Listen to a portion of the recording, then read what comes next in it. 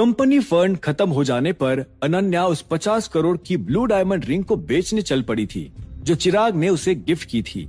हालांकि जब एक स्टोर के मैनेजर ने उस डायमंड रिंग को फर्स्ट कॉपी बोलकर उसका दाम सिर्फ 1 करोड़ रुपए लगाया तो अनन्या को अपने कानों पर विश्वास नहीं हुआ था। दूसरी ओर अभिनव भी चाहत और भारती से मिलकर अब मोंटी के साथ एयरपोर्ट की ओर जाने लगा। उसने मोंटी को ये बता दिया था कि टाइगर के दुश्मन हर दिन कोई न कोई नया पैतरा आजमा रहे थे और अब अकरम से बात कर उन्हें ठिकाने लगाने की जरूरत थी। एयरपोर्ट पहुंचकर अभिनव और मोंटी प्राइवेट जेट में जाकर बैठ गए। अभिनव ने अपने लिए वाइन ऑर्डर की और उसे पीने लगा। वो खिड़की के बाहर देखता हुआ किसी सोच में डूबा था जो कि मोंटी ने भी नोटिस किया। मोंटी ने अभिनव को देखते हुए पूछा, क्या बात है अभिनव? अभिनव ने एक गहरी सांस ली और मोंटी की ओर देखते हुए कहा, कल रात को किसी अजनबी ने मेरे ऊपर अटैक करने की कोशिश की थी। जब तुम्हें रीजन बताऊंगा तो तुम्हारे होश उड़ जाएंगे। गेस करो क्या रीजन होगा? मोंटी ने एक पल के लिए सोचा और आंखें छोटी करके बोला, कोई चोरी होगा, लूटना चाह रहा होगा तुम्हें। अभिनव उसकी ओर देखकर मुस्कुराया और बोला, तुम काफी हद तक सही हो, लेकिन वो ऐसा कुछ लूटने आया था जिसके बारे में तुम सोच भी नहीं सकते। वो मेरा सिर्फ एक बाल लूटने आया था, सिर्फ एक बाल। अभिनव का जवाब सुनकर मोंटी थोड़ा कंफ्यूज हुआ, लेकिन फिर अचानक किसी एहसास से उसकी आंखें बड़ी हो चली। उसने हिचकिचाते हुए पूछा, माय गॉड, ये लोग ढीने तक भी पहुंच गए और उसे कल रात तुम्हारा बाल मिलाया नहीं? अभिनव ने अपनी वाइन की एक सिप ली और कहा, बाल तो मिलने से रहा, लेकिन टेंशन दे गया वो साला। इस हादसे से ये तो समझ में आया कि दिखपाल और उसके आदमी ऑलरेडी मुझ पर टाइगर होने का शक कर रहे हैं। ऐसी चालें वो दोबारा फिर से चलेंगे, देखना। मोंटी ने गहरी सांस ली और हामी में सिर हिलाते हुए कहा, लग तो ऐसा ही रहा है। मैं जानता हूं अब तुम इन लोगों को खत्म करना चाहते हो, पर तुम्हारा प्लान मुझे अभी भी हजम नहीं हो रहा है। मेरा मन और दिमाग दोनों कह रहे हैं कि इसमें कुछ ना कुछ गड़बड़ है जो हमें और बड़ी प्रॉब्लम में धकेल देगी। हमें टाइम लेकर कुछ नया सोचना चाहिए। वैसे एक बात बताओ, तुम्हें किसी पर शक है? अभिनव ने अपनी गर्दन फिर से खिड़की की ओर घुमाते हुए कहा, दिखपाल। और कौन होगा इतना डेस्परेट? और बात रही प्लान की, तो अब कोई दूसरा प्लान सोचने का ना समय है ना ही शक्ति। मैं अकरम से इसी प्लान के बारे में बात कर उसकी राय लूंगा, बस तब तक किसी को मेरी आइडेंटिटी का पता न चल जाए। ठीक है। मोंटी ने हामी में सिर हिलाते हुए आगे कहा, पहले इटली का काम निपटा देते हैं, उसके बाद ही सीनियर्स के साथ एक मीटिंग कर लेंगे। वर्क्स फॉर मी, अभिनव ने कहा और फिर अचानक आगे पूछा, वैसे उस फरदीन का क्या सीन है? वो फिर से भाग तो नहीं जाएगा ना? नहीं भाग पाएगा, चिंता मत करो, मोंटी ने जवाब दिया। अभिनव ने उसकी बात पर सिर हिलाया और वो फिर से अपनी वाइन पीने लगा। उधर जब अभिनव फ्लाइट में बैठकर वाइन पी रहा था, तब इधर दूसरी ओर अनन्या हरदेव के दोस्त के स्टोर पर पहुंच चुकी थी। वो जानती थी कि हरदेव के दोस्त उसे इस डायमंड की असलियत बता सकते थे। वो उस दोस्त का नाम तो नहीं जानती थी, लेकिन बचपन से उन्हें भी दादाजी ही बुलाती आई थी। जब अनन्या छोटी थी तब वो अक्सर उनके घर जाया करती थी। यहाँ तक कि उसके 10वें जन्मदिन पर हरदेव के इस दोस्त ने अनन्या को डायमंड की इयररिंग्स भी गिफ्ट की थी। हालांकि जैसे जैसे अनन्या बड़ी होती गई, उसका उनसे मिलना भी कम हो गया और आज वो उनका असली नाम भी याद नहीं कर पाई। ऊपर से सनी भी उसे पिछले कुछ महीनों से परेशान करते आ रहा था, जिससे अनन्या फिलहाल मेंटली डिस्टर्ब थी। स्टोर में घुसते ही अनन्या को हरदेव के वो दोस्त दिख गए जो फिलहाल एक कस्टमर को सोने की चेन दिखा रहे थे। वो उनके पास जाने से पहले एक पल के लिए हिचकिचाई। हरदेव के इस दोस्त ने हमेशा से अपने बिजनेस को सिंपल ही रखा था। बाकी लोगों के मुकाबले वो शहर में सिर्फ एक ही ब्रांच चलाया करते थे, जहां स्टाफ भी लिमिटेड ही था। हालांकि अपने लग्जरी आइटम्स की कलेक्शन, खासकर डायमंड्स की वजह से आजकल वो उसे ऑक्शंस में भी बेचने के लिए भाग लेने लगे थे। अनन्या हिम्मत जुटाकर उस दोस्त के पास चली गई। उन्होंने अनन्या की ओर ऊपर देखा और मुस्कुराकर कहा, नमस्ते मैम, बताइए क्या दिखाऊं? अनन्या मुस्कुराई और हिचकिचाकर बोली, नमस्ते, मैं अनन्या सिंह हूँ। अनन्या? उस दोस्त ने कहा और फिर उन्हें कुछ याद आया। उनके चेहरे पर तुरंत ही चमक आ गई और वो आगे बोले, अनन्या सिंह, हरदेव सिंह की पोती। अरे कैसी हो बेटा, इतने सालों बाद मिल रही हो। और वो मेरा जिगरी हरदेव कहाँ है? वो शख्स जो बोले जा रहे थे और अनन्या मुस्कुराकर उनकी बात पर सिर हिलाए जा रही थी, उस आदमी ने आगे कहा, इतना वक्त बीत गया है, तुमने और तुम्हारे दादाजी ने तो मानो मुंह ही फेर लिया हम लोगों से। ये सुन अनन्या हंसने लगी। वो दोस्त भी हंसते हुए आगे बोले, मजाक कर रहा हूँ, हरदेव थोड़े दिन पहले ही आया था यहाँ। अनन्या भी उनकी बात पर हंसते हुए बोली, सॉरी दादू, पहले कॉलेज और फिर काम में इतनी उलझ गई ना, आपसे मिलने का टाइम ही नहीं मिल पाया। मुझे लगा था कि आप दादाजी के बर्थडे पार्टी में आएंगे, लेकिन वहां भी नहीं दिखे। उसके लिए मेरी तरफ से भी सॉरी। मैं पार्टी में आने वाला था, लेकिन फिर अर्जेंट किसी काम से आउट ऑफ इंडिया जाना पड़ा। मैं अपने बेटे से मिलने गया था फ्रांस में, और फिर वही बीमार भी हो गया। बेटे ने पूरा रिकवर होने से पहले वहां से मुझे हिलने नहीं दिया था। उन्होंने अनन्या को समझाते हुए कहा। अनन्या उस आदमी का नाम जानना चाहती थी, लेकिन वो उनसे उन्हीं का नाम पूछने में शर्मा रही थी। ऐसे में अनन्या ने इधर उधर नजर घुमाई तो उसकी नजर एक विजिटिंग कार्ड पर पड़ी। उस पर उस आदमी का नाम हामिद लिखा हुआ था और साथ ही दुकान का नाम भी लिखा था। नाम पढ़कर अब अनन्या के जान में जान आ गई। उसने मुस्कुराकर पास लगी चेयर पर बैठते हुए पूछा, अब ठीक है आपकी हेल्थ? हामिद ने हामी में सिर हिलाकर कहा, हाँ अब काफी बेहतर है। खैर, तुम मेरी बातें सुनकर बोर हो चुकी होगी। ये बताओ क्या लोगी, ठंडा, गरम या कोई स्नैक्स? अनन्या ने तुरंत ही ना में सिर हिलाया और बोली, थैंक यू अंकल, पर मैं ब्रेकफास्ट करके ही आई हूँ। एक्चुअली मुझे आपको एक चीज दिखानी थी। अनन्या ने धीरे से अपने बैग में से वो ब्लू डायमंड रिंग निकाली। हामिद ने उस रिंग को एक पल के लिए गौर से देखा और फिर उसने अपने हाथों में लेकर पूछा, तुम्हें यही पूछना है ना कि ये ब्लू डायमंड असली है या नकली?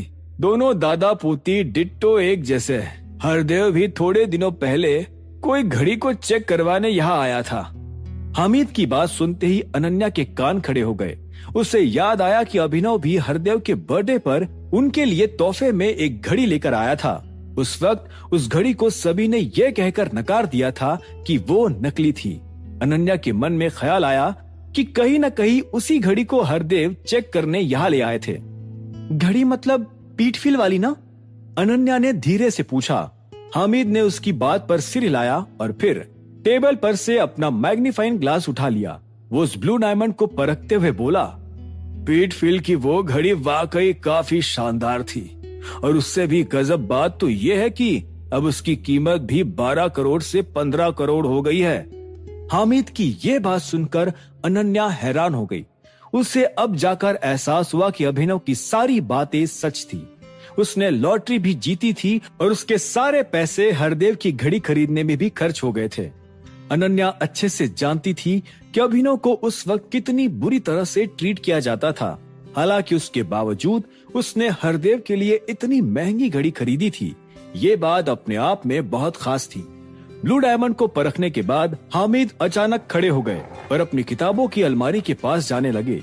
उन्होंने वहां से एक किताब निकाली जिसमें असली ब्लू डायमंड की कुछ तस्वीरें थी।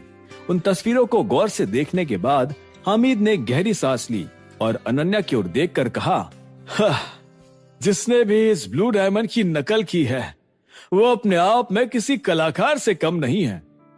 अनन्या कंफ्यूज हो गई और पलक झपकाकर बोली, नकल की मतलब ये नकली है? हामिद ने हामी में सिर हिलाया और कहा, यह नकली है। यह तुम्हें दिया किसने? अनन्या ने अपनी नजरें चुरा ली और कहा, वो बर्थडे पर गिफ्ट मिला था। अनन्या गुस्से से सकपकाने लगी थी। उसे महसूस हुआ कि यह डायमंड रिंग भी चिराग की बातों की जितनी ही फर्जी थी। अनन्या इतने दिनों तक यही समझती आई थी कि वो 50 करोड़ की असली ज्वेलरी है। उसने उसे पार्टी में भी यही समझकर पहना था। माफ करना, लेकिन जिसने भी तुम्हें बर्थडे गिफ्ट के नाम पर यह नकली चीज दी है वह आदमी बहुत टेढ़ा होगा, हामिद ने कहा। अनन्या ने एक गहरी सांस ली और कहा, मैं अब चलती हूँ अंकल, बाद में फिर कभी आराम से मिलते हैं। अनन्या अपनी रिंग वापस लेकर खड़ी हो गई। हामिद उसकी ओर देखकर मुस्कुराए और बोले, हरदेव से कहना थोड़ा वक्त निकालकर मुझसे मिलने आए। इस बूढ़े शरीर का क्या भरोसा, कब घड़ी हमें अपना टाइम दिखा देगी, कुछ नहीं कह सकते। अनन्या एक पल के लिए हिचकिचाई। हरदेव की तबीयत खराब थी और वो फिलहाल हॉस्पिटल में एडमिट थे। हालांकि ये बात अनन्या को हामिद को बतानी चाहिए थी या नहीं, वो खुद डिसाइड नहीं कर पा रही थी। कुछ सेकंड्स तक सोचने के बाद उसने नहीं बताने का डिसीजन लेते हुए कहा, जी मैं बोल दूंगी। अनन्या स्टोर से निकलकर अपनी गाड़ी में जाकर बैठ गई। अचानक उसके मन में अपनी जिंदगी के कुछ दिन झलकने लगे थे, जिनसे वो अभी अभी गुजरी थी। ये वो दिन थे जब अनन्या चिराग को सबसे अच्छा लड़का मानती थी। उसने ना सिर्फ पैसों से बल्कि इमोशनली भी अनन्या को काफी कन्विंस कर दिया था। लेकिन अब अनन्या को उसके साथ बिताए एक एक सेकेंड का अफसोस हो रहा था। चिराग उसकी नजरों में पूरी तरह गिर चुका था। पहले अभिनव के खिलाफ साजिश और फिर इस तरह के नकली गिफ्ट्स देना। चिराग का असली चेहरा अब पूरी तरह से दिखने लगा था। अनन्या इस वक्त गुस्सा थी, लेकिन अफसोस करते हुए उसकी आंखें भी भर आई थी। उसे एहसास हो रहा था कि अभिनव को अकेला छोड़कर चिराग के साथ बाहर जाना उसकी लाइफ की सबसे बड़ी गलती थी। जहां एक तरफ अभिनव अपने कमाए हुए सभी पैसे सिर्फ हरदेव को इम्प्रेस करने के लिए खत्म कर चुका था, वहीं चिराग ने इतना रईस होने के बावजूद भी उसे नकली गिफ्ट दिया था। एक्सीलरेटर पर पैर रख अनन्या सीधा चिराग के घर की ओर निकल गई। वो उसे उसकी ब्लू डायमंड रिंग मुंह पर फेंक कर लौटाना चाहती थी। कुछ ही मिनटों में ज्वालामुखी की तरह उबलती हुई अनन्या चिराग के घर के सामने पहुंच गई। इसी वक्त इत्तेफाक से घर का दरवाजा भी खुल गया और चिराग बाहर निकलकर आने लगा।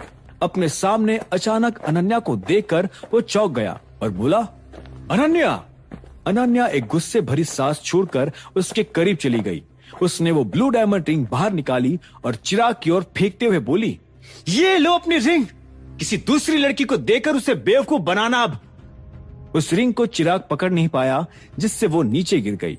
उसे देखते ही चिराग के हाव भाव फीके पड़ते जा रहे थे। अनन्या नकली डायमंड का असली सच कभी ढूंढ पाती, चिराग ने कभी सोचा ही नहीं था। वो फिलहाल इसी शौक में था कि ये हो कैसे सकता था। तुम्हें खुद पर शर्म आनी चाहिए चिराग। तुमसे भद्दा आदमी मैंने आज तक नहीं देखा, और अब मुझसे जिंदगी भर दूर ही रहना। मैं तुम्हारी शक्ल भी देखना नहीं चाहती हूँ। अनन्या ऊंची आवाज में बोलकर पलट गई और अपनी गाड़ी की ओर जाने लगी। पर अनन्या, चिराग ने उसे रोकने की कोशिश की। अनन्या चलते हुए रुक जरूर गई, लेकिन उसकी ओर बिना पलटे बोली, अपनी लिमिट में रहो चिराग, नहीं तो तुम्हारी इस हरकत के बारे में घर पर पता चल जाएगा और फिर तुम्हारी रेपुटेशन की धज्जियां उड़ जाएगी। अगेन मुझसे दूरी रहना, नहीं तो मैं तुम्हें बर्बाद कर डालूंगी। अनन्या अपनी बात खत्म कर वापस गाड़ी में बैठ गई और वहां से निकल गई। सदमे में खड़ा चिराग उसे जाते देखता रह गया था। अनन्या सिर्फ गाड़ी चलाए जा रही थी, लेकिन ये नहीं समझ पा रही थी कि उसे जाना कहाँ चाहिए था। उसके मन में कई तरह के सवाल आ रहे थे और वो आज ऑफिस भी नहीं गई थी। उसे पता था कि आज नहीं तो कल एलेक्स के साथ साथ एलन कंपनी का भी दिवाला निकलने वाला था।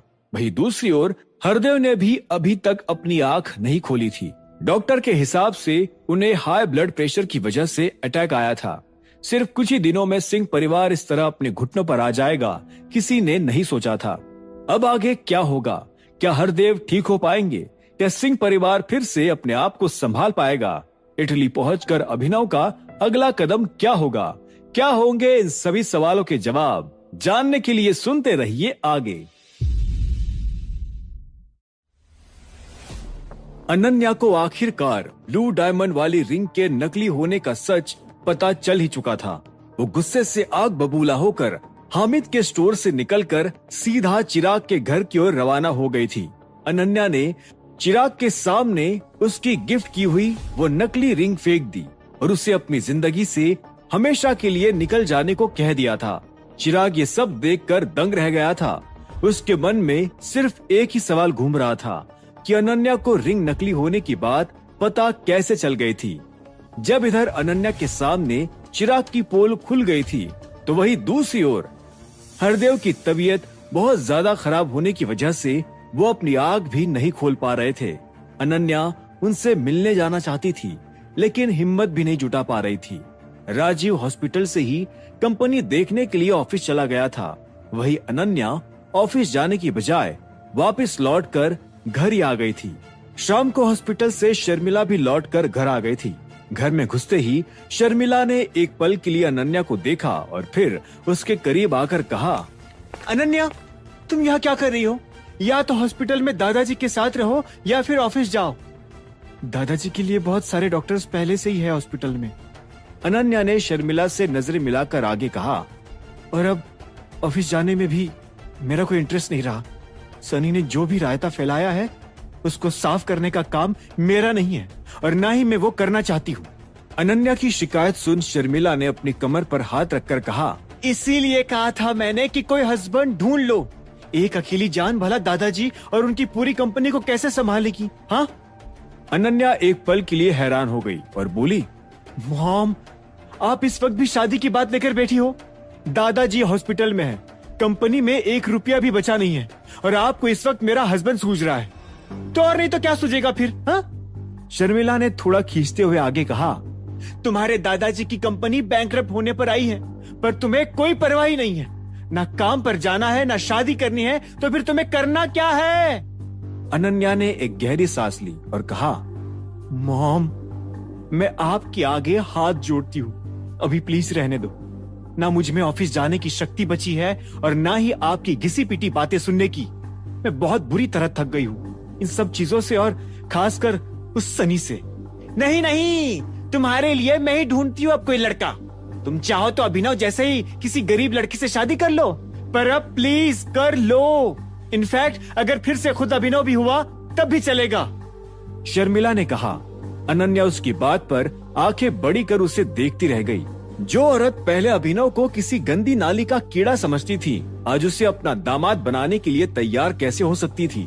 इधर जब शर्मिला और अनन्या के बीच ये सब बातें हो रही थी, तब उधर दूसरी तरफ मोंटी ने इटली में अभिनव के लिए सारी अरेंजमेंट्स कर दी थी। वे अपने प्राइवेट जेट से उतरकर इटली के सबसे महंगे होटल के स्वीट में ठहरे थे। लंच करने के बाद वे इटालियन शू कंपनी के ऑफिस चले गए, जहां पर अभिनव मीटिंग का वेट कर रहा था और मोंटी कंपनी के सीईओ से अपॉइंटमेंट लेने गया था। इसी वक्त अभिनव का फोन बजने लगा। स्क्रीन पर अकरम का नाम देखकर उसने उसे तुरंत उठा भी लिया। फोन की दूसरी साइड से अकरम ने कहा, हेलो टाइगर, पहुंच गए इटली?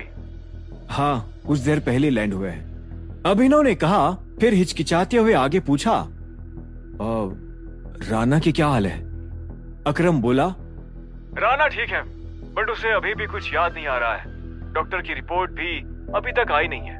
हालांकि उन्होंने कहीं ना कहीं हिंट दिया है कि राना को डिमेंशिया नहीं है। डॉक्टर के हिसाब से उसे टेम्पररी या फिर परमानेंट मेमोरी लॉस ही हुआ है।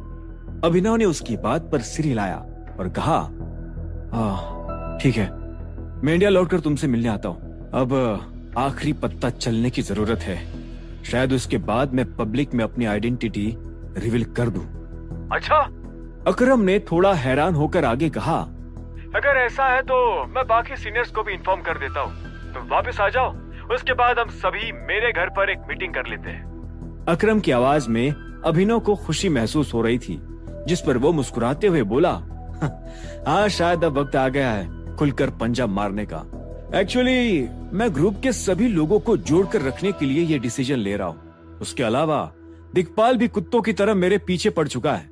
उसने अपने किसी आदमी को भेजा था मेरे बाल चुराने के लिए। हो ना हो, लेकिन उसको जरूर मेरे ऊपर शक है, और वो ये शक डीएनए टेस्ट से कंफर्म करना चाह रहा होगा। दुश्मन हर दिन एडवांस होते जा रहा है अकरम। अगर हमने भी टाइम रहते अपना पत्ता नहीं चला तो बाजी हार जाएंगे। क्या बात कर रहे हो? ये कब हुआ? अकरम ने चिंता भरी आवाज में पूछा। अभिनव ने जवाब में धीरे से कहा, कल रात को। हालांकि वो आदमी नाकाम रहा, इसलिए तुम ज्यादा टेंशन मत लो। इस बारे में फिर आराम से बात करते हैं। ठीक है टाइगर, मैं ग्रुप को इन्फॉर्म कर देता हूँ। Enjoy your stay. अकरम ने कहा और फोन रख दिया। इतने में ही अभिनव के रूम का गेट खुला और मोंटी अंदर आते हुए बोला, टाइगर, फिरोज पठान तुमसे मिलना चाहता है अभी। अभिनव ने भय उठाकर पूछा, अभी मतलब आज ही? मोंटी ने हामी में सिर हिलाया और कहा, पता नहीं क्यों पर उसे आज ही तुमसे मिलना है। वो पहले तो इंटरेस्टेड भी नहीं था, लेकिन जैसे उसने टाइगर का नाम सुना तो अचानक उसकी बोली बदल गई। मुझे लगता है कुछ तो लफड़ा है इस आदमी के साथ, तुम्हें भी मिलकर सेटल कर लेना चाहिए। अभिनव ने उसकी बात पर सिर हिलाते हुए कहा, ठीक है तो फिर तैयारी शुरू कर दो। और मिलना कहाँ है उससे? फिरोज के ही एक क्लब में, वो भी वहां के लिए निकल चुका है, मोंटी ने कहा। अभिनव अपनी जगह से खड़ा हुआ और बोला, फिर तो हमें भी तुरंत निकल जाना चाहिए। मोंटी ने उसकी बात पर सिर हिलाया और अपना फोन निकालकर कुछ नंबर डायल कर दिए। वो टाइगर के उन आदमियों को रेडी रखना चाह रहा था जो इटली में ही रहा करते थे। इधर जब अभिनव फिरोज से मिलने जाने वाला था, तब उधर दूसरी ओर अर्जुन ने अपने एक आदमी के पेट में इतना जोर से मुक्का मारा कि वो लुढ़क कर पीछे गिर गया। उसने खून की उल्टी करके फर्श भी खराब कर दिया, जिससे और ज्यादा गुस्सा होकर अर्जुन ने चिल्लाते हुए कहा, हरामखोर, अभिनव जैसे आदमी से हार गया तू? हाँ, वो कोई फाइटर या कमांडो नहीं है, और लड़ना तो था भी नहीं बेवकूफ, बस उसका एक बाल तोड़कर लाना था तुझे। अर्जुन जमीन पर पड़े उस आदमी को लात मारने के लिए 2 कदम आगे बढ़ा ही था, लेकिन उसके गार्ड ने जैसे तैसे उसे रोक लिया। गार्ड हिचकिचाते हुए बोला, सर प्लीज शांत हो जाइए, अपना ही आदमी है, इसलिए तो मारूंगा भी मैं ही। अर्जुन ने गुस्से से कहा, सॉरी बॉस, लेकिन इसमें माधव की कोई गलती नहीं है। अचानक पीछे से पीयूष ने कहा। अर्जुन ने पलटकर उसकी ओर देखा और भारी आवाज में कहा, तो किसकी गलती है फिर? मेरी। पीयूष ही वो आदमी था जिसने पिछली रात अभिनव से माधव को बचाया था। वो एक गहरी सांस लेकर बोला, बॉस, अभिनव वैसा नहीं है जैसा आप अभी तक सोचते आए हो। मार्शल आर्ट्स के साथ उस आदमी की दूसरी स्किल्स भी बहुत तेज है। बाल तोड़कर लाना तो दूर की बात, उसके सिर के नजदीक जाना भी लगभग इम्पॉसिबल है। मुझे लगता है कि उसके पास हमें भेजने से पहले आपने अभिनव की डिटेल्स नहीं निकाली। अर्जुन ने शॉक होकर पीयूष को एक पल के लिए देखा। अभिनव ने अर्जुन से ये बात साफ साफ कही थी कि वो लड़ नहीं सकता था। इससे इस बात की भी कोई बुनियाद नहीं रहती कि वो मार्शल आर्ट्स में काबिल था। अर्जुन को महसूस हुआ कि कहीं न कहीं कुछ गड़बड़ जरूर थी, या फिर अभिनव ही सच में कुछ न कुछ छिपा रहा था। हो सकता है अभिनव ही कुछ छिपा रहा हो बॉस, और शायद इसीलिए उसने आपसे झूठ भी कहा हो। पीयूष ने फिर से कहा, जिसे सुनकर अर्जुन को एक पल के लिए झटका लग गया। उसके मन में यही ख्याल आया कि कहीं अभिनव ही टाइगर तो नहीं था। अगर ये बात सच होती तो अर्जुन कहीं न कहीं ये भी समझ जाता कि उसकी आइडेंटिटी पब्लिक में लीक कैसे हो गई थी। जहाँ तक उसे याद है, उसने आखिरी बार अपनी आइडेंटिटी अभिनव को ही बताई थी। अर्जुन के मन में अब इस पहेली के टुकड़े जुड़ते दिखाई दे रहे थे। अगर अभिनव ही टाइगर था तो इससे ये गुत्थी भी सुलझ सकती थी कि जब वो अर्जुन के नजदीक था तभी अर्जुन के क्लब पर अटैक क्यों हुआ था। अभिनव कहीं ना कहीं जानता था कि हमले की सिचुएशन में अर्जुन हड़बड़ी में उसे अपना साथी बना ही लेता और अभिनव को अपना चेहरा भी दिखा देता। हालांकि अर्जुन का एक मन इस थ्योरी से इनकार भी कर रहा था। जहाँ तक वो अभिनव को जानता था, उसमें टाइगर होने के जैसे गुण नजर नहीं आए थे। हालांकि अगर इसके बावजूद भी उसका दिखावा झूठ होता तो असल में वही टाइगर होता, तो अर्जुन भी अभिनव को अपने हाथों से मार डालने की कसम खा लेता। तो अब आगे क्या कर सकते हम? अर्जुन ने पीयूष की ओर देखकर पूछा। पीयूष ने अपना सिर हिलाकर कहा, हमें चाहिए तो उसका बाल ही, लेकिन अभिनव की स्ट्रेंथ भी कुछ कम नहीं लग रही। मेरे हिसाब से किसी एडवांस फाइटर को भेजना चाहिए उसके पास। अर्जुन ने उसके सुझाव पर एक पल के लिए सोचकर अपना सिर हिलाया। वो आगे कुछ बोलने ही वाला था कि तभी उसे पीछे से एक जोर की आवाज सुनाई दी, बॉस! एक आदमी अर्जुन को पुकारते हुए भागकर उसके पास आने लगा। अर्जुन ने गर्दन घुमाकर उसकी ओर देखकर पूछा, क्या हुआ? मिस चाहत से एक पार्सल आया है, उस आदमी ने कहा। अर्जुन ने तुरंत उसके हाथों से वो पार्सल छीना और उसका कवर फाड़ दिया। पार्सल के अंदर सिर्फ एक ट्रांसपेरेंट पाउच था जो कि खाली दिखाई दे रहा था। हालांकि अर्जुन ने उसे गौर से देखा और पाया कि उस पाउच के अंदर एक बाल मौजूद था। अर्जुन मुस्कुराने लगा। उसे लगा नहीं था कि चाहत उसकी मदद करने वाली थी। शायद उसे भी अर्जुन की तरह ही जानना था कि अभिनव था कौन। बॉस, सब ठीक है? अचानक पीयूष ने पूछा।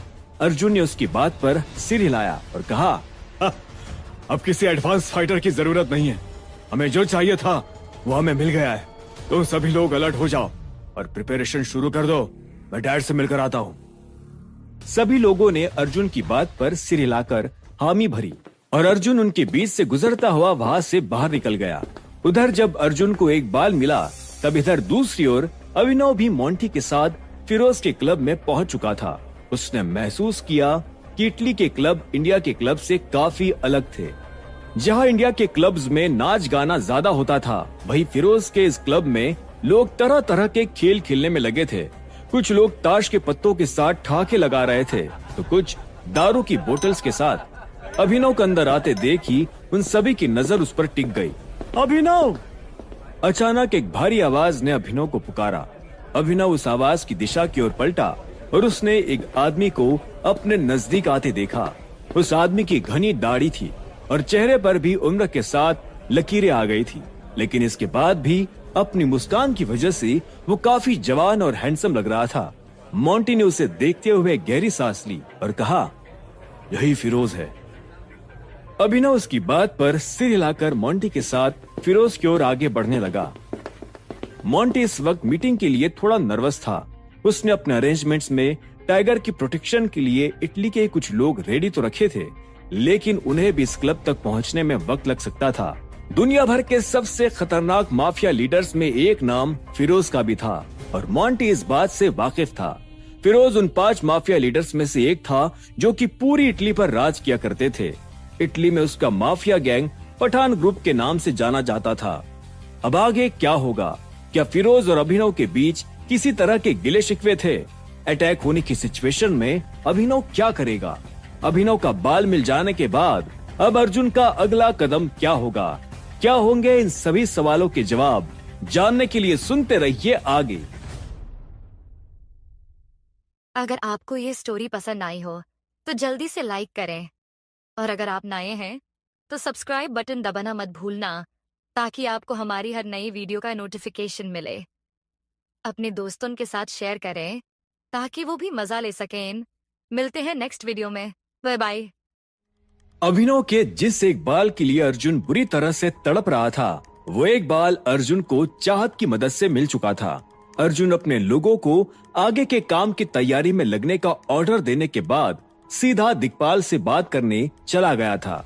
दूसरी ओर अभिनव भी फिलहाल मोंटी के साथ इटली में था। वो दोनों इटली के ही एक माफिया ग्रुप फिरोज पठान से मिलने उसके क्लब आए हुए थे।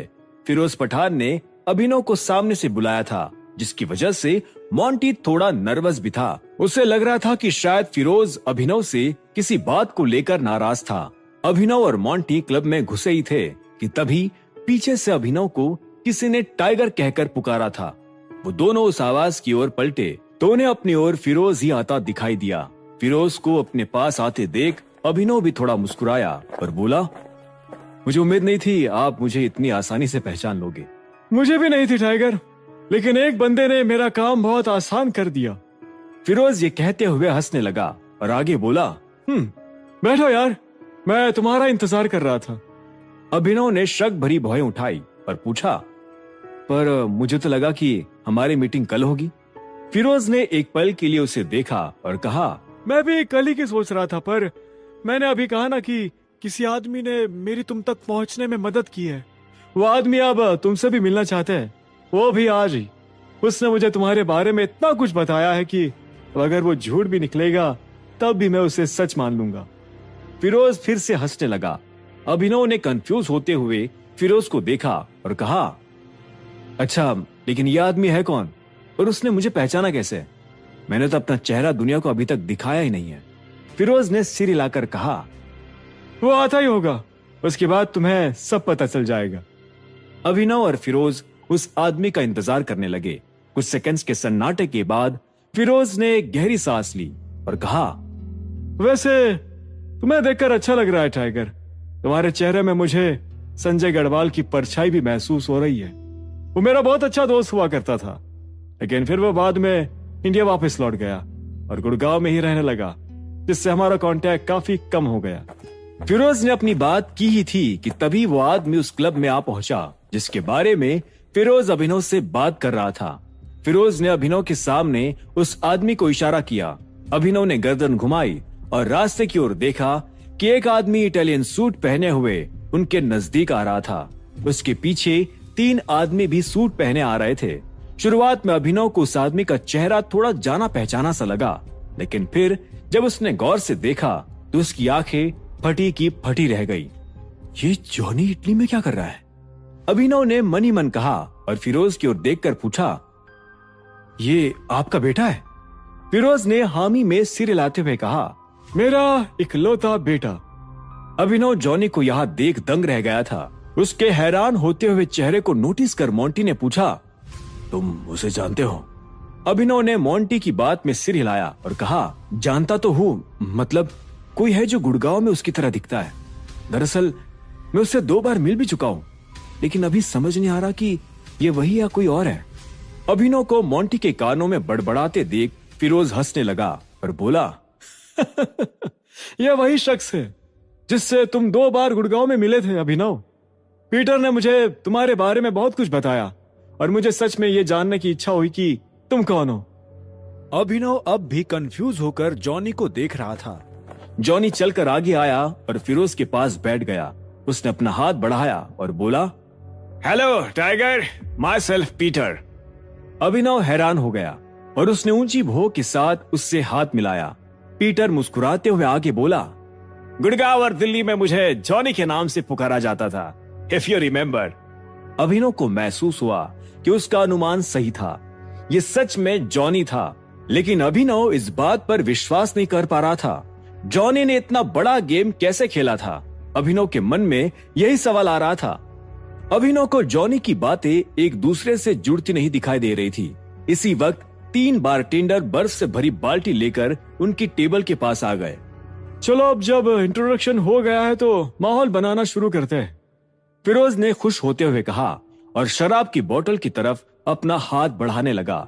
मोंटी ने एक पल के लिए उसे देखा, फिर थोड़ा पास आकर अभिनव से कहा, ये फिरोज कुछ ज्यादा ही खुश नजर आ रहा है। हमने अपने आदमियों को ना लाकर कोई गलती तो नहीं कर दी, या फिर मीटिंग भी कैंसिल कर सकते थे। मोंटी फिरोज के अजीब बर्ताव से परेशान था। हर कोई जानता था कि फिरोज कितना खतरनाक था और इस तरह हंसी मजाक तो दूर की बात, वो कई लोगों से सीधे मुंह बात तक नहीं करता था। अभिनव ने मोंटी के कान में फुसफुसाते हुए कहा, तुम टेंशन मत लो, सब कुछ कंट्रोल में है। यह आदमी इतना मीठा क्यों बोल रहा है, ये भी थोड़ी देर और बातचीत करके पता चल जाएगा। इसके पेट में शराब जाएगी तो दूध का दूध और पानी का पानी हो जाएगा। मोंटी ने उसकी बात पर सिर हिलाया और अपना शराब का ग्लास उठा लिया। सब लोगों ने चीयर्स किया और उसके बाद फिरोज ने एक घूंट लेते हुए पूछा, वैसे ये तो बताओ तुम्हारा इटली कैसे आना हुआ?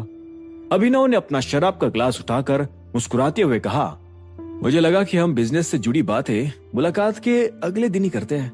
मुलाकात वाला दिन और मुलाकात वाली रात तो बस मजे के नाम ही होती है। फिरोज उसकी बात पर हंसा और बोला, क्या बात है, इससे बढ़िया कोई पॉलिसी हो ही नहीं सकती। तो तुम पूरी रात क्लब में बिताने वाले हो? जॉनी ने एक्साइटमेंट दिखाते हुए पूछा। अभिनव ने उसकी बात पर सिर हिलाया और उसे एक पल के लिए देखकर कहा, तुमसे भी अब बहुत सारी बातें पूछनी है मिस्टर जॉनी। इतने में ही फिरोज ने पीटर की ओर देखते हुए कहा, इससे क्या पूछना है, मैं ही बता देता हूँ। पीटर एक मिशन पर था जहाँ उसने अपना काम काफी सफाई से किया। तुम्हारे पिता की मौत के बाद टाइगर का कई सालों तक कोई अता पता नहीं था। हमें तो यही लगा कि तुम भी मर गए थे। वो एक पल के लिए रुका और गहरी सांस लेकर आगे बोला, तुम्हारे पिता मेरे दोस्त जरूर हुआ करते थे, लेकिन जब बात माफिया लीडरशिप की हो तब हमें दिल को छोड़कर दिमाग से सोचना पड़ता है टाइगर। फिरोज ने समझाया। मोंटी ने कंफ्यूजन में पलकें झपकाई और पूछा, आप कहना क्या चाह रहे हो? फिरोज थोड़ा गंभीर होते हुए बोला, मैं उन माफिया लीडर्स में से एक हूँ जिसके कंधे पर पूरे इटली का अंडरवर्ल्ड टिका हुआ है। मेरी पावर और इन्फ्लुएंस से बड़े बड़े बिजनेस अवार्ड्स जीतना भी काफी आसान हो जाता है। दिग्पाल ने भी इसीलिए मुझे 1 साल पहले उसके सपोर्ट में आने की रिक्वेस्ट की थी। उसकी बात सुनकर अभिनव ने तुरंत फिरोज की ओर देखकर पूछा, और आपने उसे सपोर्ट कर भी दिया, करेक्ट? हाँ, फिरोज ने सिर हिलाकर आगे कहा, मेरे पास और कोई चॉइस नहीं था। उस वक्त ना हमें तुम्हारी कोई खबर थी और ना ही दिग्पाल के सामने कोई कंपटीशन था। इतने में पीटर ने भी अपने पिता की बात में जोड़ते हुए कहा, हमें लग रहा था कि तुम्हारा माफिया ग्रुप बिना किसी लीडर के जल्द ही टूट जाएगा, इसलिए तुम्हें सपोर्ट करने में हम थोड़ा हिचकिचा रहे थे। अभिनव ने उसकी बात पर एक पल के लिए सोचा और फिर अपना सिर हिलाते हुए कहा, मैं समझ सकता हूं, पर तुम्हें इतना टाइम क्यों लगा वापस आने में टाइगर? पीटर ने रुचि दिखाते हुए पूछा। अभिनव मुस्कुराया और बोला, हाँ, बहुत लंबी कहानी है दोस्त। पीटर ने अभिनव की बात पर हाँ में सिर हिलाया और पूछा, मतलब सुनने के लिए टाइम निकालकर गुड़गांव आना पड़ेगा? ऑफ कोर्स, अभिनव ने मुस्कुराकर जवाब दिया। उसने अपनी शराब का एक घूंट पिया और एक पल के लिए फिरोज को देखते हुए पूछा, तो इस साल आपने दिक्पाल की रिक्वेस्ट एक्सेप्ट क्यों नहीं की? फिरोज ने भी एक घूंट पीकर कहा, हमारा एक जासूस दिक्पाल के ग्रुप में है। उसकी इंफॉर्मेशन के हिसाब से दिक्पाल को लगता है कि टाइगर वापस आ चुका है। यह बात अफवाह हो सकती थी, लेकिन अगर दिक्पाल भी इसे मान रहा था तो हमें भी समझ आ गया कि तुम भी सच में लौट आए हो। हालांकि हम खुद से भी एक बार कंफर्म करना चाहते थे, इसलिए पीटर जॉनी बनकर गुड़गांव आया और अपने काम पर लग गया। अभिनव ने फिरोज को एक पल के लिए देखा और कहा, लेकिन ये सब तो हाल ही में हुआ है ना? आपने तो उसकी रिक्वेस्ट को 1 साल पहले ही ठुकरा दिया था। फिरोज फिर से हंसने लगा।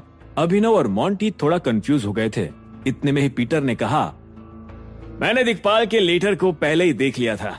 दिक्पाल अपने बेटे के साथ लगभग 1 साल पहले आया था। उसने अर्जुन को अपना वारिस बताकर इंट्रोड्यूस किया। तभी मुझे पता चला कि अर्जुन वही आदमी था जिसकी मुझे तलाश थी। जॉनी की आवाज गंभीर होती चली गई। अभिनव ने अपनी भौहें तानी और पूछा, अर्जुन से कोई पंगा था तुम्हारा? पीटर ने एक गहरी सांस ली और कहा, याद है मैंने तुम्हें अपने दोस्त के बारे में बताया था एक बार? वो कहानी सच थी, बस फर्क इतना है कि वो मेरा कोई दोस्त नहीं बल्कि निक्की थी। निक्की को अर्जुन ने मार डाला था। निक्की कौन थी? तुम्हारी गर्लफ्रेंड? मॉन्टी ने हैरान होते हुए पूछा। पीटर ने उसके सवाल पर हामी में सिर हिलाया और अपने शराब के ग्लास को कसकर पकड़ लिया। वो गुस्से से बोला, मैं बदला लेना चाहता था, लेकिन पापा भी दिक्पाल के सपोर्ट में थे।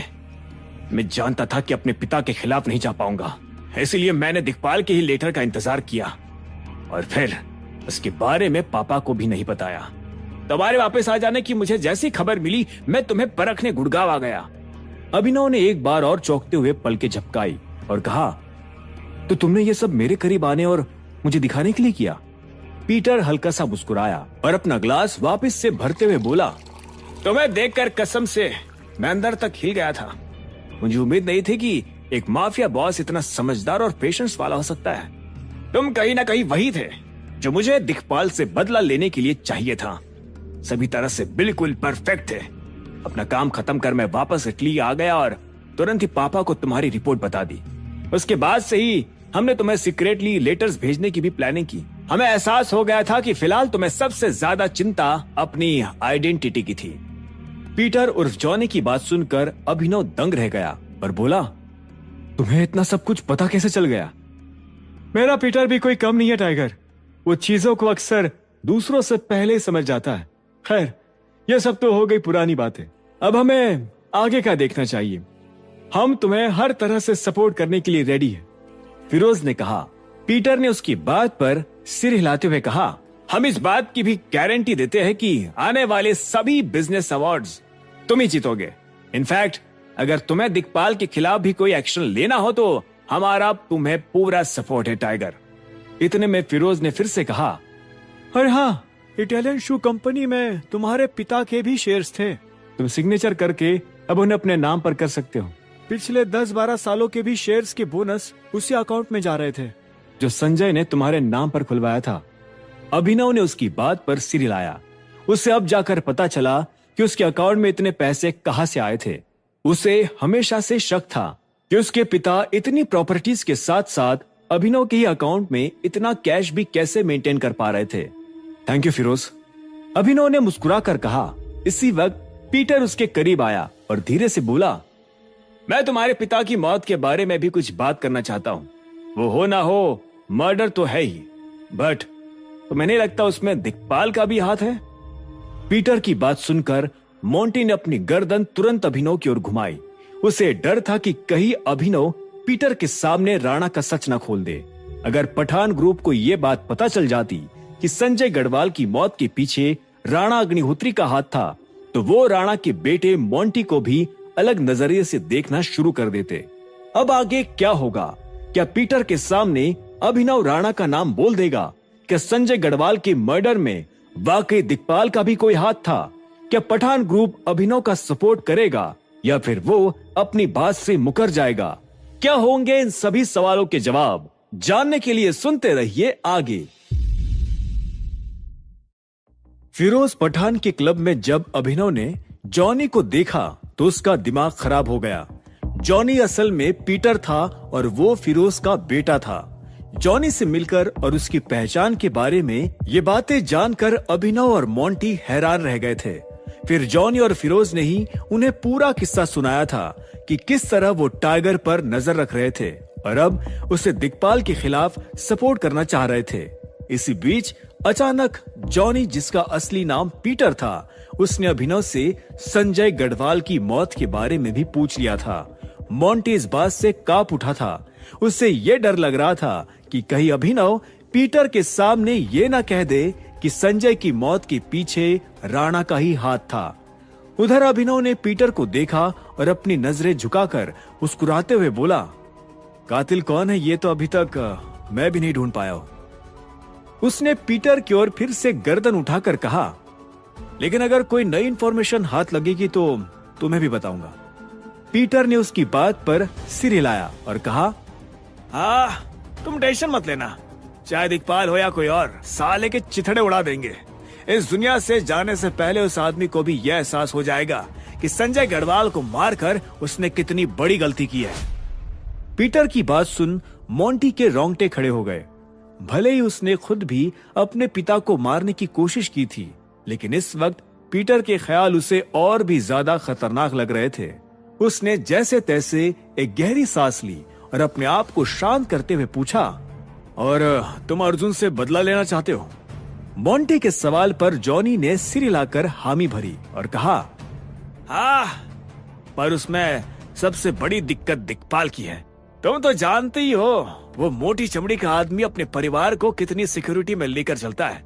इसलिए कहीं ना कहीं अगर अर्जुन को खत्म करना है तो दिक्पाल को भी मिटाना पड़ेगा। मैं तो कुछ टाइम के लिए गुड़गांव ही शिफ्ट होने का सोच रहा हूँ। जब भी वहां आऊंगा तो मैं अभिनव को इन्फॉर्म करूंगा। अभिनव ने सिर हिलाकर कहा, ठीक है, हम तुम्हारा इंतजार करेंगे। इसी वक्त अचानक फिरोज बड़बड़ाते हुए बोला, टाइगर को फॉर्म में वापस आना पड़ेगा, बिना उसके हम ये खेल नहीं जीत पाएंगे। जब सभी लोगों की नजर फिरोज पर पड़ी तभी उसने शराब का एक घूंट पीकर आगे कहा, अभिनव, तुम्हें अब दुनिया के सामने ही टाइगर बनकर आ जाना चाहिए।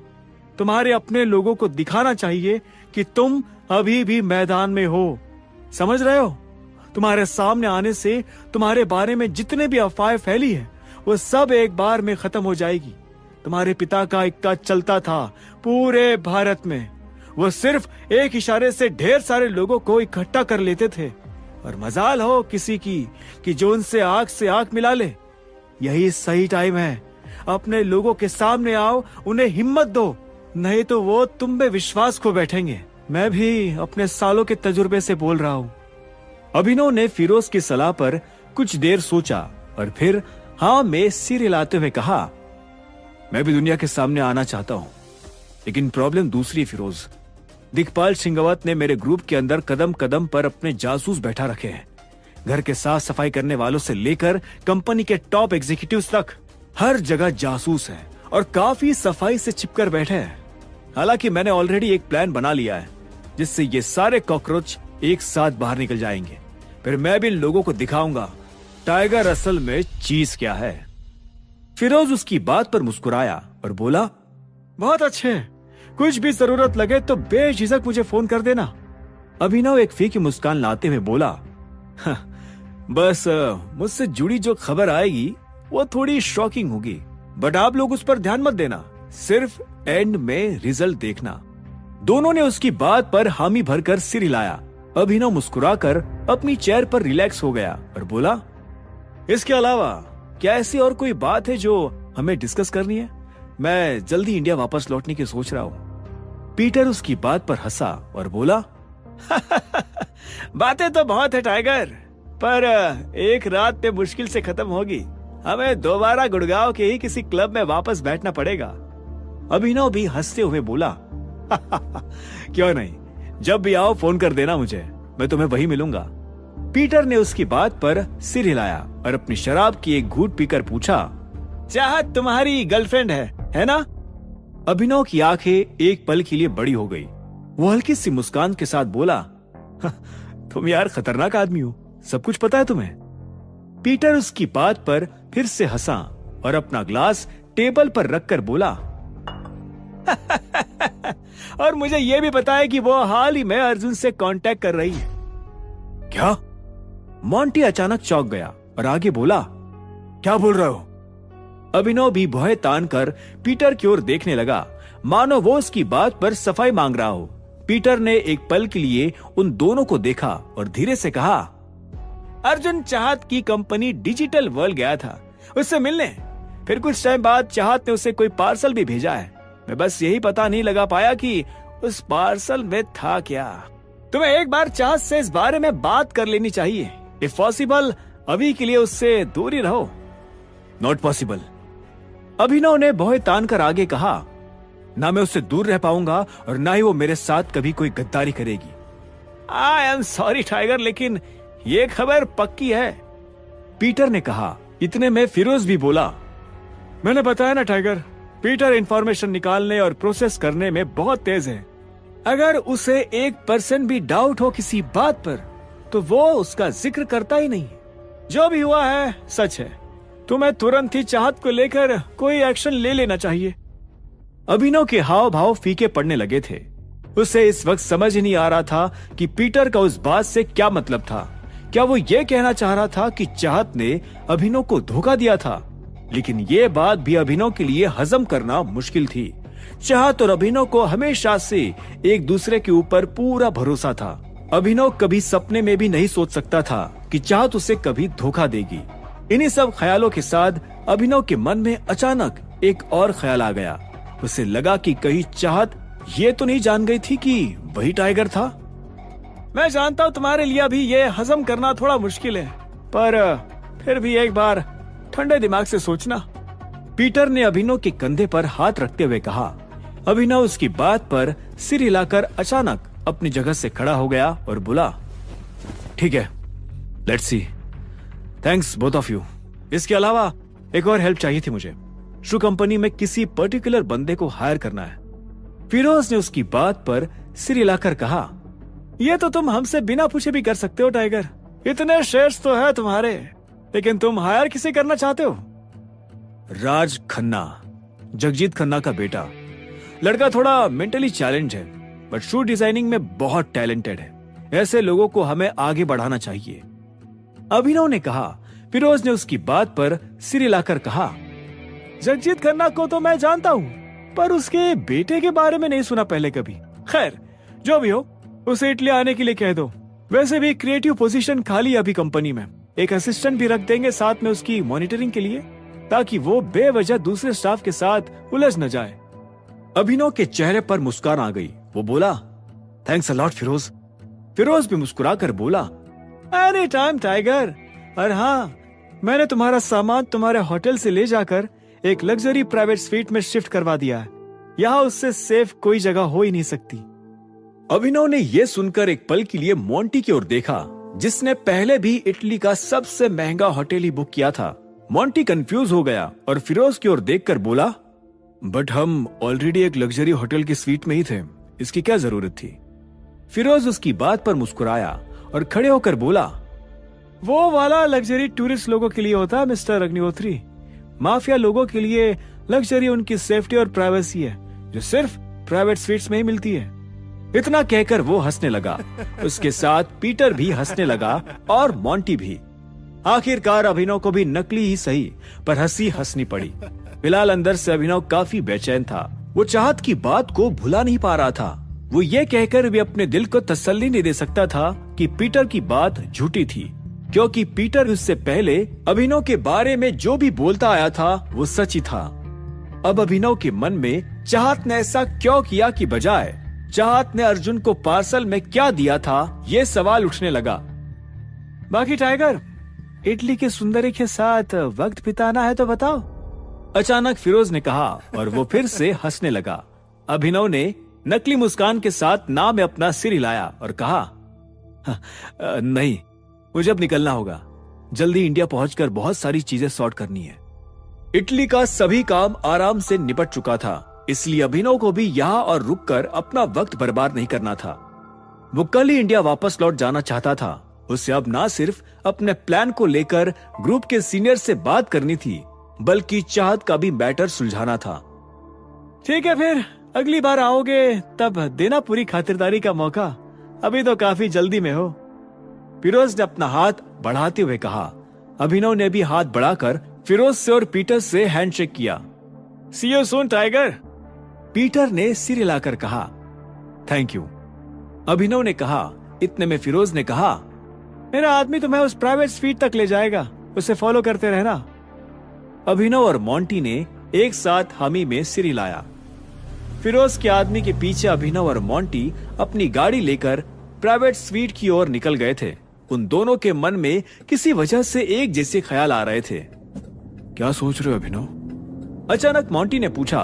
अभिनव ने एक गहरी सांस ली और खिड़की के बाहर देखते हुए कहा, तुम भी कुछ तो सोच रहे हो, बताओ। मोंटी ने गहरी सांस ली और धीरे से कहा, चाहत है ना? अभिनव एक पल के लिए हिचकिचाया और बोला, मुझे जॉनी की बात पर विश्वास नहीं हो रहा यार।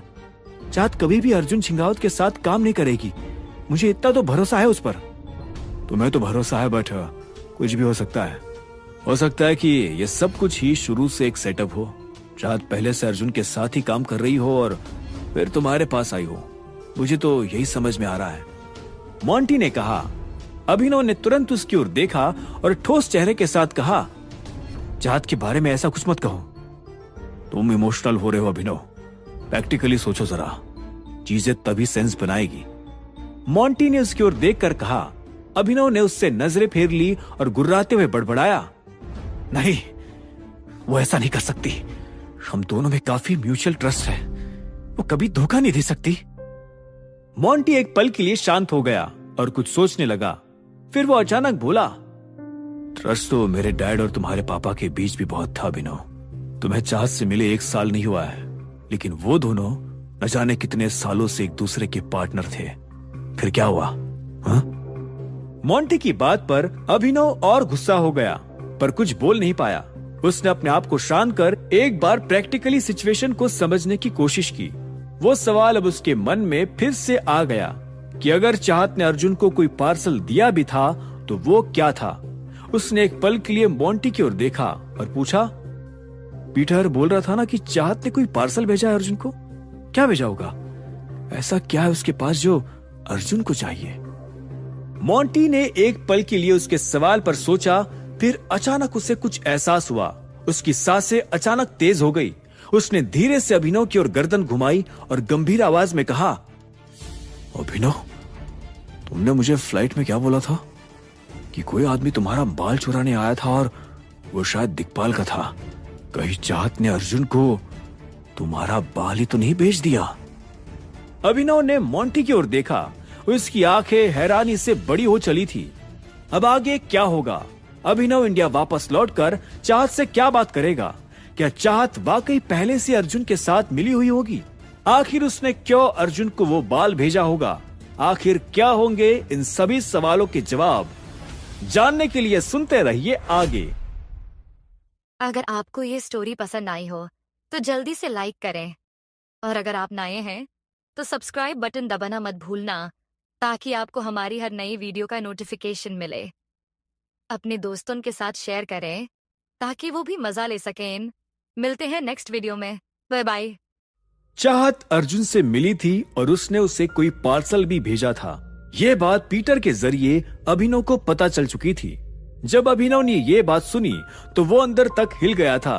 उसे विश्वास नहीं हो रहा था कि चाहत उसके साथ ऐसा कुछ भी कर सकती है। पीटर और फिरोज से मिलने के बाद वो मोंटी के साथ अपने प्राइवेट स्वीट में वापस जा रहा था, लेकिन कार में चाहत को लेकर ही उन दोनों के बीच बहस भी शुरू हो गई थी। अभिनव पहले ही पीटर के इस खुलासे पर पूरी तरह विश्वास नहीं कर रहा था और अब मोंटी ने चाहत पर और भी इल्जाम लगा दिए थे। मोंटी के हिसाब से चाहत कहीं ना कहीं अर्जुन के साथ शुरू से ही मिलकर अभिनव को झांसा दे रही थी। साथ ही जो पार्सल उसने अर्जुन को भेजा था उसमें भी अभिनव का एक बाल ही था जिसकी अर्जुन तलाश में था। इम्पॉसिबल। अभिनव ने तुरंत ही मोंटी की बात पर ना में सिर हिलाकर कहा। ट्रैफिक लाइट को लाल होते देख मोंटी ने गाड़ी रोक दी और अभिनव को देखते हुए कहा, मुझे खुद समझ नहीं आ रहा है कि अब तुम्हें कैसे समझाऊं। देखो, चाहत ऐसा कर भी सकती है और नहीं भी कर सकती है। दोनों पॉसिबिलिटीज है और दोनों के पीछे कारण भी है। बस बात इतनी सी है कि हम पीटर की बात को नकार नहीं सकते। बस सिचुएशन को खुले दिमाग से परखने की जरूरत है। तुम यहाँ जज्बाती नहीं हो सकते दोस्त। अभिनव ने शांति से मोंटी की बात सुनी। हालांकि उससे अंदर से गुस्सा तो आ रहा था, लेकिन उसने बाहर से शांत रहते हुए कहा, नहीं नहीं मोंटी, सिर्फ एक पॉसिबिलिटी है। चाहत ऐसा किसी भी कीमत पर नहीं कर सकती। वो लड़की दूसरी लड़कियों से थोड़ी अलग जरूर है, पर उसको सिर्फ चीजें जानने की क्यूरियोसिटी रहती है। वो दिल की साफ है यार। मेरे पीठ पीछे कभी भी अर्जुन के साथ काम नहीं करेगी वो। मोंटी ने अभिनव की बात सुने गहरी सांस ली और कहा, चलो ठीक है, एक बार को मान भी लिया कि वो सही है, लेकिन वो तुम्हें इतना तो बता सकती थी ना कि अर्जुन उससे मिलने आया था। मोंटी के इस सवाल पर अभिनव कोई जवाब नहीं दे पाया। उससे महसूस हुआ कि मोंटी कहीं ना कहीं जो बोल रहा था वो सही बोल रहा था। अगर अर्जुन चाहत से मिलने आया था तो चाहत को इस बात का जिक्र अभिनव से करना चाहिए था। अभिनव को यह भी लगा कि जिस रात चाहत उसके घर पर आई थी तब वो उससे यही बात डिस्कस करना चाह रही थी। हालांकि अभिनव का मूड उस वक्त खराब था, इसलिए उसने चाहत की एक नहीं सुनी और वो अपने रूम में चला गया। उसके बाद चाहत भी उसके रूम में आई थी, पर फिर अभिनव उससे अपने प्यार का इजहार कर बैठा और इस बारे में बात कभी हो ही नहीं पाई। अभिनव चाहत से हद से ज्यादा प्यार करता था और इसी के चलते उस पर पूरा भरोसा भी करने लगा था। हालांकि अब उसे एक पल के लिए यह भी महसूस होने लगा कि कहीं यही उसकी सबसे बड़ी गलती ना साबित हो जाए। ट्रैफिक लाइट जल्द ही ग्रीन हो गई और मोंटी गाड़ी फिर से चलाने लगा। इस बार उन दोनों ने एक दूसरे से एक शब्द भी नहीं कहा था। गाड़ी शांति से प्राइवेट स्वीट पहुंच चुकी थी, मगर अभिनव के मन में अशांति और भी ज्यादा फैल गई थी। वो ना पीटर की बात एक पल के लिए भुला पा रहा था और ना ही मोंटी की। हालांकि अगर वो मोंटी की थियरी को सच मानकर चलने वाला था तो उसे तुरंत ही कोई एक्शन लेने की भी जरूरत थी। वो जानता था कि अर्जुन डीएनए मैच करवाकर एक झटके में अभिनव का पर्दाफाश कर सकता था, इसलिए उसे अब अर्जुन से भी तेज चलना था। वैसे मुझे लगता है कि तुम्हें यह आइडिया ज्यादा पसंद तो नहीं आएगा, लेकिन हम चाहत को पकड़कर उसका इंटरोगेशन कर सकते हैं, मोंटी ने लिविंग रूम में घुसते ही कहा। उसके आगे चल रहा अभिनव मोंटी की ये बात सुन रुक गया और अचानक पलटकर बोला, क्या? मोंटी ने हामी में सिर हिलाया और आगे कहा, हमें सबसे पहले यह पता लगाने की जरूरत है कि अर्जुन तुम्हारे बारे में कहां तक जान चुका है। ये इन्फॉर्मेशन हमें चाहत ही दे पाएगी। अगर वो अर्जुन की हेल्प कर रही है तो उसे सारी जानकारी पहले से मालूम होगी। उससे हाथ भी मत लगाना मोंटी, अभिनव ने थोड़ी भारी आवाज में कहा। मोंटी ने गहरी सांस ली और कहा, मैं सिर्फ उससे बात करूंगा अभिनव। नहीं, तुम कुछ नहीं करोगे, अभिनव ने झल्लाकर आगे कहा। उसे मैं हैंडल कर लूंगा, ठीक है? अभिनव का ऐसा बर्ताव देख मोंटी चिढ़ते हुए बोला, तुम कर भी पाओगे हैंडल? अपने पर्सनल मैटर्स बिजनेस में क्यों घसीट रहे हो? अगर कुछ गड़बड़ हो गई तो ना घर के रहोगे ना घाट के। मैं अभी सारे सीनियर्स को बोलकर एक अर्जेंट मीटिंग। मोंटी आगे बोलता हुआ अचानक रुक गया। उसने देखा कि अभिनव उसका कॉलर पकड़ चुका था। आखिरी बार प्यार से बोल रहा हूं मोंटी, अगर फिर से चाहत का नाम भी लिया तो मुझसे बुरा और कोई नहीं होगा। अभिनव की आवाज और हाव भाव दोनों रूखे पड़ चुके थे। उसने मोंटी का कॉलर छोड़ा और ऊंची आवाज में आगे कहा, अगली बार मुझे पर्सनल मैटर और बिजनेस के बीच अंतर बताने की भी जरूरत नहीं है, समझा? किसको कितना अलग रखना है वो मुझे आता है, और इसी वजह से आज तू भी जिंदा है। सोच कर देख, अगर उस दिन मैं सच में बिजनेस को पर्सनली ले लेता तो एक गोली तेरे सिर में भी होती और एक तेरे बाप के सिर में भी। साला मुझे धमका रहा है कि मैं कहीं का नहीं रहूंगा। अभिनव के सामने मोंटी और कुछ नहीं बोल पाया। यह बात उसे भी सच लगी कि अगर अभिनव वाकई सिचुएशंस को पर्सनली लेता तो आज मोंटी जिंदा रहकर उसे कुछ भी कह नहीं पाता। कुछ सेकंड्स तक अभिनव ने अपना गुस्सा शांत किया और फिर एक गहरी आवाज में फिर से मोंटी की ओर देखकर कहा, मैं चाहत को हैंडल कर लूंगा, ठीक है? तुम सारे सीनियर्स को फिरोज और पीटर के बारे में इंफॉर्मेशन पास कर दो, फिर आगे देखते हैं। मोंटी ने उसकी बात पर हार मानकर सांस ली और कहा, ठीक है बॉस। गुड, अभिनव ने कहा और वो पलटकर बेडरूम की ओर चला गया। उसके मन में अभी भी ये सवाल उमड़ रहा था कि क्या चाहत ने उसे वाकई धोखा दिया था, और अगर ये सच भी था तो क्या अभिनव खुद उसके खिलाफ कोई एक्शन ले पाता। उधर जब अभिनव अपने बेडरूम में आया तब इधर अगली सुबह हरदेव को आखिरकार होश आ गया था और वो डिस्चार्ज होकर घर लौट आए थे। डाइनिंग टेबल पर आकर उन्होंने बैठते हुए पूछा, सनी कहाँ है? शर्मिला ने गहरी सांस ली और कहा, उसको मैंने घर से निकाल दिया है। इतना सब कुछ होने के बाद कोई उसकी शक्ल भी नहीं देखना चाहता। हरदेव ने थोड़ा खांसा और पानी पीकर पूछा, कंपनीज के क्या स्टेटस है? शर्मिला इस जवाब के लिए राजीव की ओर पलट गई। वो इस बार खुद से कुछ नहीं कहना चाहती थी। उसे लगा कि अगर फिर से वो कंपनीज का बुरा हाल हरदेव को बताती तो उन्हें फिर से अटैक आ जाता और बाकी लोग शर्मिला को ही अपशकुन मान लेते। कुछ पूछा है मैंने? कोई काम पर गया भी या नहीं? अनन्या? हरदेव ने अनन्या की ओर देखकर कहा। अनन्या ने धीरे से अपना सिर ना में हिलाया और कहा, मैंने रिजाइन कर दिया है। क्या? शर्मिला ने चौंकते हुए कहा। अनन्या अपना सिर हिलाकर आगे बोली, मैं अब अपना फ्यूचर और करियर खुद देख लूंगी। साथ ही आप जल्दी ठीक हो जाए, इसकी प्रार्थना भी करूंगी दादाजी। अनन्या की बात सुनते ही हरदेव की खांसी फिर से शुरू हो गई। शर्मिला उसी वक्त पानी का ग्लास लेकर उनके पास चली गई। आराम से पापा जी, स्ट्रेस मत लीजिए, आराम से। शर्मिला ने हरदेव की पीठ थपथपाते हुए कहा। इतने में राजीव ने गर्दन घुमाकर अनन्या की ओर देखा और उसे डांटते हुए कहा, क्या ये बात यहां करने की जरूरत थी? हाँ? अनन्या ने एक गहरी सांस ली और कहा, क्योंकि यही सच है। मैं आप लोगों को ये डिसीजन ना बताकर अंधेरे में नहीं रखना चाहती थी। पर एलेक्स कॉर्पोरेशन में फिर अभी हो क्या रहा है? हरदेव ने फिर से जोर देकर पूछा। पापा जी प्लीज आप अपना ब्रेकफास्ट पूरा कर लीजिए पहले। भगवान ना करे बिजनेस और कंपनी की बातों से आपको फिर से कुछ ना हो जाए। शर्मिला ने वापस अपनी चेयर पर बैठते हुए कहा। हरदेव ने धीरे से उसकी बात पर सिर हिलाया और कहा, ऐसा लग रहा है कि सभी मेन प्रॉब्लम को इग्नोर करते जा रहे हैं। कंपनी की सिचुएशन इतनी बुरी है कि हम ऑलमोस्ट बैंकरप्ट होने वाले हैं। नहीं पापा जी, ऐसा कुछ नहीं होगा। अनन्या जल्दी शादी करने वाली है, उसका नया हस्बैंड संभाल लेगा कंपनी को। शर्मिला ने कहा, जिससे अनन्या का सिर घूम गया। वो तुरंत बोल पड़ी, मॉम, किसने बोला कि मैं जल्दी शादी करने वाली हूँ? शर्मिला ने उसकी बात पर सिर हिलाकर आगे कहा, तुम शादी करने वाली हो, वो भी अभिनव से ही। मुझे लगता है तुम दोनों की जोड़ी कहीं ना कहीं ठीक थी। शर्मिला की ये बात सुनते ही टेबल पर बैठे सभी लोग हैरान हो गए। अगर सिंह परिवार के घर में अभिनव को सबसे बदतर किसी ने ट्रीट किया था तो वो शर्मिला ही थी। इसलिए अब अचानक उसका अभिनव के पक्ष में बोलना किसी को भी हजम नहीं हो रहा था। राजीव ने उसे एक पल के लिए देखते हुए पूछा, तुम ठीक तो हो? है? मैं बिल्कुल ठीक हूँ और ना ही कोई मजाक कर रही हूँ। शर्मिला ने अपना सिर हिलाते हुए आगे कहा। अभिनव की कंपनी विद्या स्किन केयर अब स्मूथ थेरेपी को भी कड़ी टक्कर दे रही है।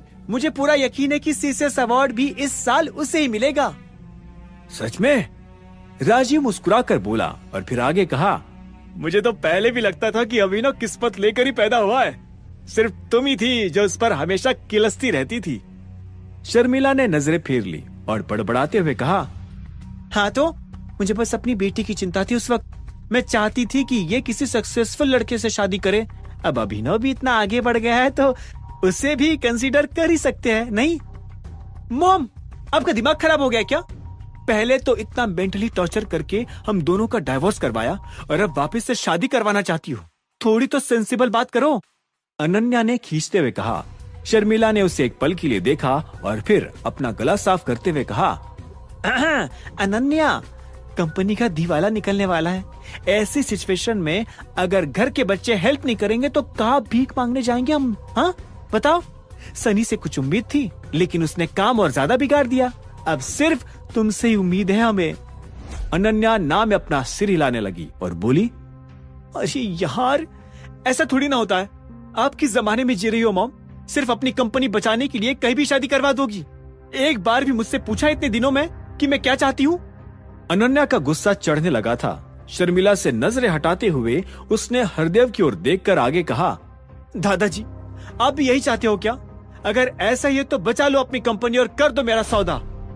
हरदेव ने अपना गला साफ किया और शर्मिला की ओर देखकर कहा, शर्मिला, अनन्या को कहा और किससे शादी करनी है वो उसका फैसला होगा। तुम उसे इस तरह फोर्स नहीं कर सकती।